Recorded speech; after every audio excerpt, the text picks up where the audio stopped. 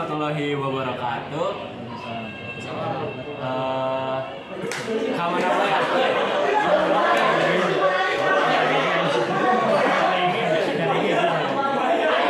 Jadi kita di sini kedatangan beberapa pengusaha-pengusaha yang sudah sukses di dunia dan kebetulan mereka sudah mau kita di sini akan berbincang-bincang santai dengan mereka.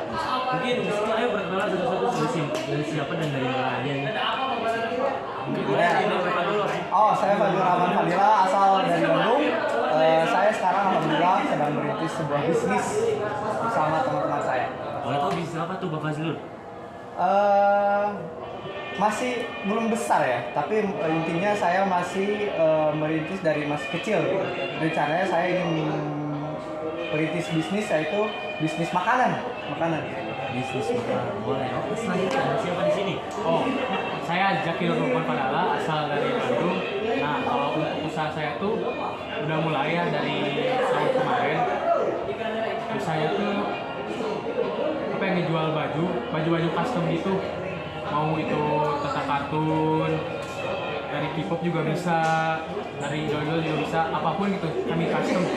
Dan alhamdulillahnya sekarang kami punya 2 cabang gitu. Yang satu di Bandung, yang satu ada di pusat Indonesia itu ya kan. Keren banget nih Pak Jaki. Berarti Pak Jaki ini seni K-pop dan seni Weibo ya? Oke, siapa di sini?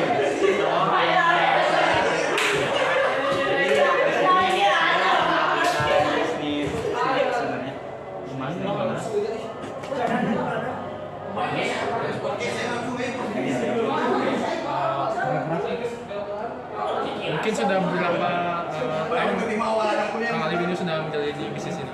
Alhamdulillah sih kalau misalkan aja beberapa tahun sih, jadi saya sudah main sudah sekitar mungkin sekitar 3 tahun dan alhamdulillah sekarang ini sedang stabil atau mungkin sedang naik.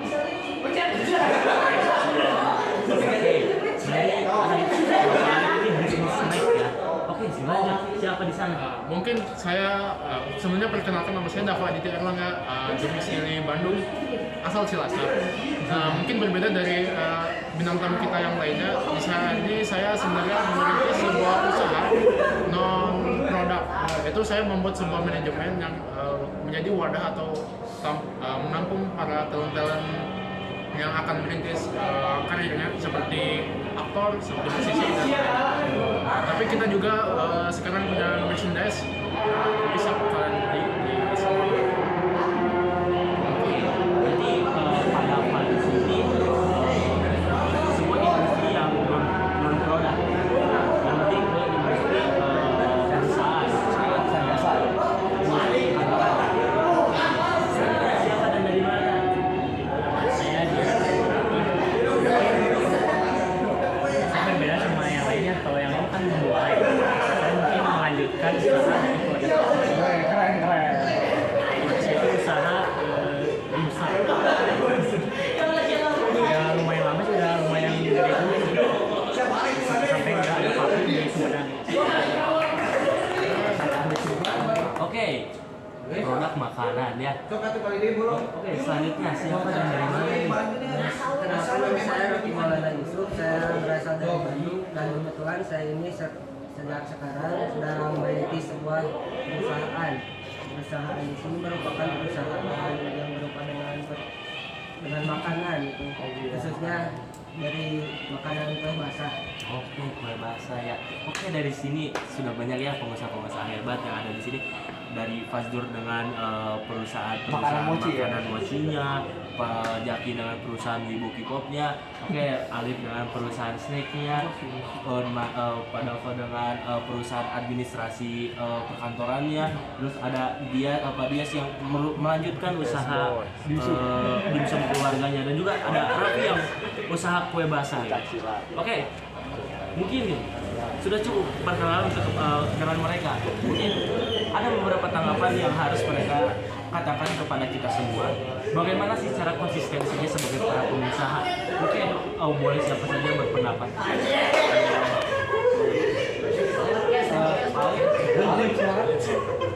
Dari saya ya, sebelum ke gimana sih cara konsistensi bisnis itu, Saya ingin cerita dulu bagaimana saya memulai karir ini, memulai bisnis ini. Jadi waktu itu kebetulan saya dan teman-teman saya bekerja sama untuk membuat suatu produk. Asalnya sih berawal dari produk kripca atau keripik kaca. Jadi waktu itu saya bersama teman-teman saya bingung masalahnya kan, karena kala itu kami masih SMA, kami bingung gitu. Kami harus membuat bisnis apa dan gimana caranya. Nah, akhirnya salah satu teman saya itu mencetuskan ide, yaitu gimana kalau kita membuat kripca. Dan tanpa diskusi yang lain, tanpa panjang-panjang lagi, waktu itu kami setuju. Nah, terus kendala dari bisnis sendiri, apalagi bisnis makanan, itu yang pertama tuh susah banget yang namanya branding itu susah kalau zaman sekarang, apalagi kalau misalkan makanan pasaran kayak kripca gitu. Jadi awalnya sih saya buka bisnis tuh online ya, jadi online gitu, buka online walaupun awalnya nggak ada yang beli gitu ya, tapi alhamdulillah dari memasarkan ke teman-teman, ke saudara-saudara, jadi dari situ alhamdulillah pembeli pun bertambah dan alhamdulillah sampai sekarang masih dibeli. Alhamdulillah banget ya. Bisnis makanan, mungkin bisnis makanan ini sudah banyak kita dengar di kalangan masyarakat umum. Akan tetapi mungkin di sini ada bisnis yang berbeda dengan yang lainnya gitu. Dan di sini ada bisnis administrasi perkantoran seperti mengurus sebuah kantor. Seperti Pak Dapat ya. Menurut Pak Dapat bagaimana sih cara bisnis itu bisa berkembang? Menurut saya yang penting ini jangan pernah mendengarkan omongan orang lain, khususnya omongan yang menjatuhkan sendiri. Karena di lingkup Indonesia ini kita tahu bahwa para penggiat seni ini menurut saya cukup kurang dihargai dan juga sebenarnya cukup banyak peminat gitu. Jadi di sini saya mulai berpikir kenapa orang-orang tua di sini terus memikirkan anaknya ingin jadi tentara, PNS, tapi tidak bisa memberikan kebebasan berekspresi kepada anak-anak itu sendiri sehingga mereka terkekang. Nah, di situ awalnya saya merintis ini itu hanya dengan menulis buku, menulis novel di media-media massa. Ya, saya alhamdulillah cukup lancar di situ. Dan ketika saya sudah memiliki modal yang cukup, saya baru berpikir jika tidak ada orang-orang yang mengenal bagaimana kita bisa mulai, maka saya lah yang mulai. Keren. Karena beberapa industri yang ada di Indonesia itu beragam banget, sampai ke industri musik maupun industri kecil-kecil maupun besar-besaran. Tapi ada beberapa industri yang mungkin sekarang baru gitu. Dikarenakan zaman sudah berubah dengan banyaknya perkembangan globalisasi, banyak sekali unsur-unsur barat maupun timur masuk ke Indonesia. Salah satunya apa? Hip-hop dan Ini dia asal timur dan wibu gitu. Nah, menurut Mas Zaki, K-pop dan wibu di Indonesia itu sudah seperti apa sekarang? Wah, pastinya banyak yang bilang negatif ya soal K-pop dan wibu. Tapi nggak apa-apa sih. Kalian jangan malu. Kita punya hobi kayak mencintai di Jepangan, mencintai Korea-Koreaan gitu. Karena hobi itu buat kalian semua juga gitu. Dan saya pribadi sangat suka soal anime peridol-idolan. Nah, saya menuangkan hobi saya kepada sesuatu yang lebih bermanfaat gitu. Kayak ngejual tadi kan ngejual baju. Nah, sekarang pun saya ingin merintis lagi ngejual celana gitu. Celana yang ada emblem-emblem K-popnya. Topi juga nanti bakal saya buat. Nah, kalau susahnya buat yang kayak gitu nyari itunya sih guys, nyari referensi buat ngegambarnya gitu. Karena mungkin takutnya sama dengan produk lain juga gitu. Dan takutnya juga nggak akan sesuai sama kriteria yang kalian cari. Yang ini mah sama cuma ditempel doang atau cuma potong sedikit terus tempel-tempel. Nah, kita tuh nggak kayak gitu. Kita tuh pengennya eksklusif. Nah, eksklusif cuma kita doang yang punya gitu. Jadi kita gambar sendiri dari referensi dari Google ada, dari animenya langsung ada dari karakter apa? Dua dan lain sebagainya. Saya dari Ini emang mengedepankan keeksklusifan ya pajak ini sendiri ya. Betul. Keren. Itu sebuah industri yang baru gitu. Tapi ada di sini lagi, kita lanjut lagi. Ada beberapa untuk meneruskan perusahaan-perusahaan keluarganya. Menurut mungkin karena itu sudah apa ya? Budaya gitu kalau di masyarakat masa kini. Nah, menurut Pak Dias, kenapa sih bisa berambisi untuk meneruskan perusahaan keluarganya? Saya jadi. Banyak uang ya. Jadi saya ditawarin dulu saya nggak langsung di mungkin saya nggak tahu kendala awalnya kayak gimana ya buat meningkatkan usaha ini.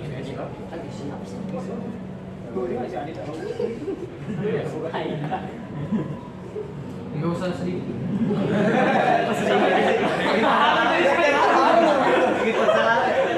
Mungkin ya, saya boleh menceritakan awalnya kenapa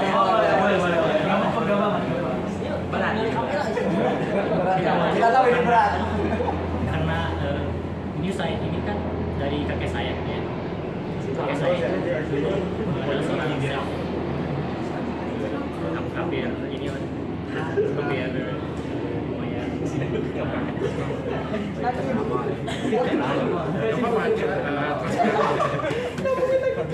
Awalnya berniat untuk membuat instan gitu kan ya.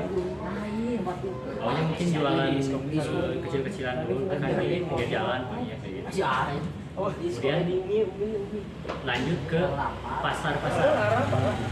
Dan di situ udah lumayan berkembang nih.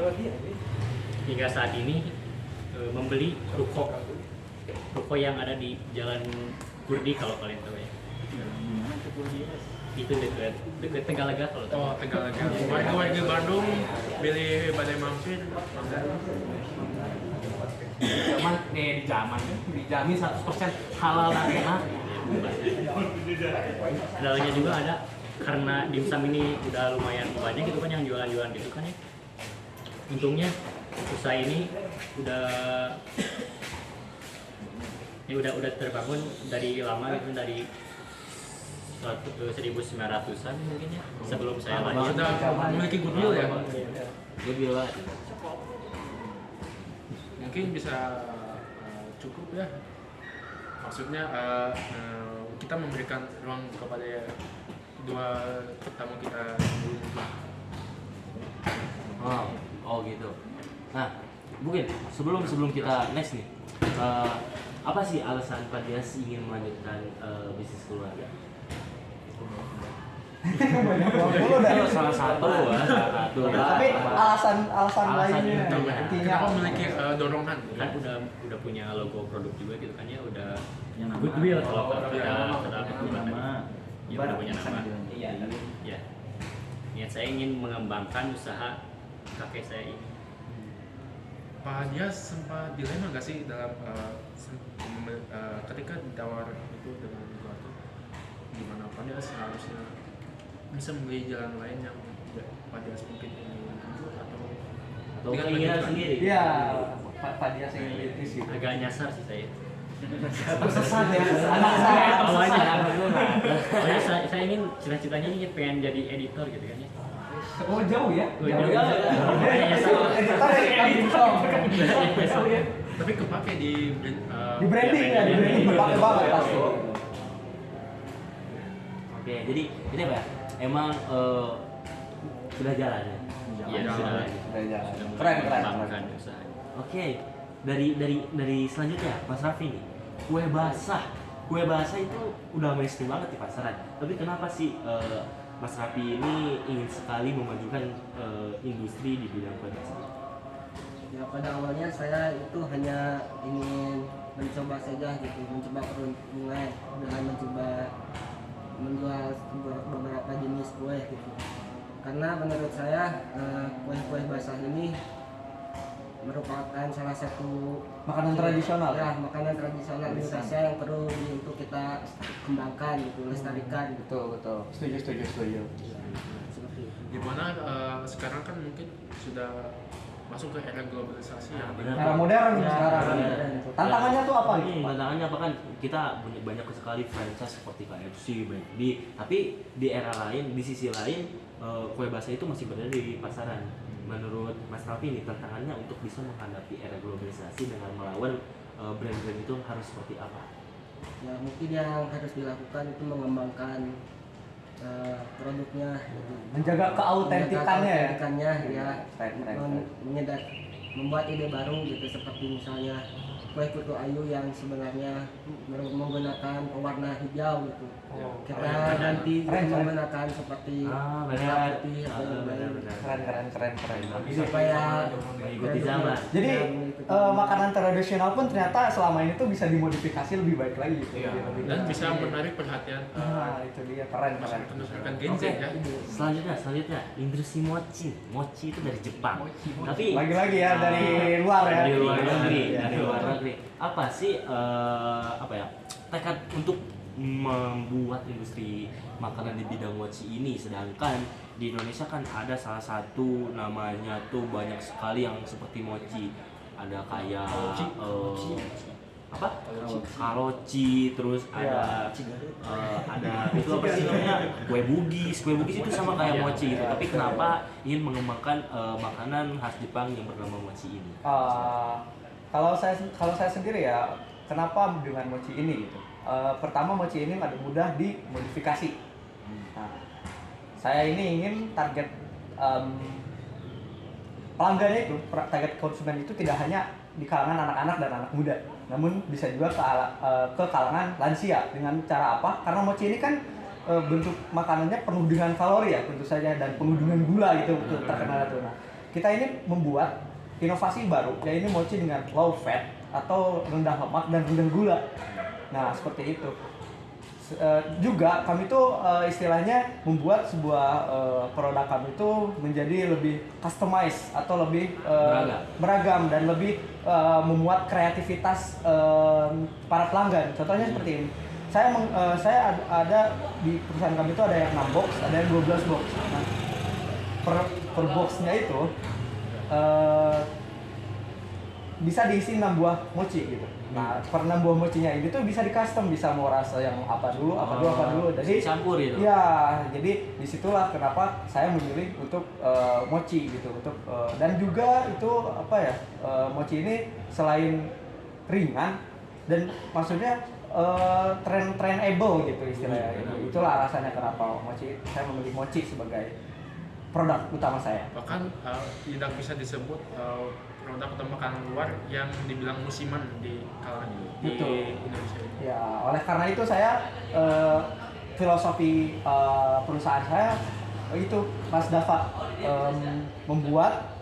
mengedepankan sebuah inovasi baru agar produk kami itu tidak hanya musiman gitu istilahnya tuh, seperti itu. Selalu ada di masyarakat juga. Oke. Wah, hebat banget ya. Dari yang pertama industri mochi, industri Jepangan, dan juga K-pop, industri snack, industri administrasi perkantoran seperti musik, ada industri keluarga seperti dimsum, ada kue basah yang dimiliki Mas Raffi juga. Di sini sangat bagus banget, dan ini pun sangat memajukan industri-industri yang ada di Indonesia sendiri gitu. Nah, untuk yang terakhir kalian ini bos, boleh dijawab bareng-bareng gitu ya. Dan apa sih yang harus dilakukan oleh industri makanan di Indonesia agar lebih berkembang? Industri di Indonesia mungkin ya. Industri Indonesia agar lebih berkembang. Inovasi. Iya. Selanjutnya Marketing. Selanjutnya apa lagi? Menurut saya kita menjalin relasi dengan media-media massa nasional, khususnya di sosmed. Kita bisa endorse atau mungkin menjalin kontrak. Saya sama seperti perusahaan saya ini, alhamdulillah sekarang telah menjalin kontrak dengan Cinemark dan juga MTV, kontrak tetap. Oke, berarti tadi inovasi, marketing, relasi dan kolaborasi. Itu dia. Contohnya mungkin ide-ide tersebut bisa diterapkan di Mas Jaki yang K-pop, misalkan suatu saat dengan EXO, dengan Seventeen mungkin kolaborasinya, dan itu kan mungkin menaikkan branding tidak hanya di Indonesia namun bisa di kancah dunia juga gitu kan. Benar banget. musik, industri musiknya Mas Dava gitu dan lain sebagainya gitu. Dan ini juga bisa membuat Indonesia tuh dikenal gitu dari di luar negeri. Dan kalau soal kita pertanyaan Cara mendapatkan industri di Indonesia. Menurut saya tuh kita sebagai yang punya perusahaan atau yang lagi ngerintis tuh jangan ngelihat terus jangan menyerah, jangan malu gitu untuk memulai hal yang baru. Itu mah kamu nggak akan bisa gini, nggak bisa gitu. Jangan nyerah sebelum mencoba gitu. Dan kalian sebagai anak muda, mau kalian mempunyai gelar sarjana atau SMA, SMP, SD sekalipun, kalau kalian mau mencoba dan ingin berusaha, kalian pasti akan bisa. Ya, akan ada aja gitu jalan. Asal mau usaha. Oke, itu adalah beberapa bincang sore kita bersama para pengusaha-pengusaha sukses gitu ya. Oke, mungkin segini saja dari kita semua. Pesan yang bisa saya ambil ketika saya berbicara dengan mereka, tingkatkan ekspor Indonesia dan pertahankan impor Indonesia. Dikarenakan apa? Kualitas barang dagang di Indonesia itu sudah meningkat. Oleh karena itu industri Indonesia juga harus meningkat dengan bebarengan agar bisa meningkatkan kualitas mutu ataupun sumber daya alam, sumber daya manusia lebih baik ke depannya. Memperkuat hilirisasi ya. Memperkuat hilirisasi. Mungkin sekian dari saya. Wassalamualaikum warahmatullahi wabarakatuh.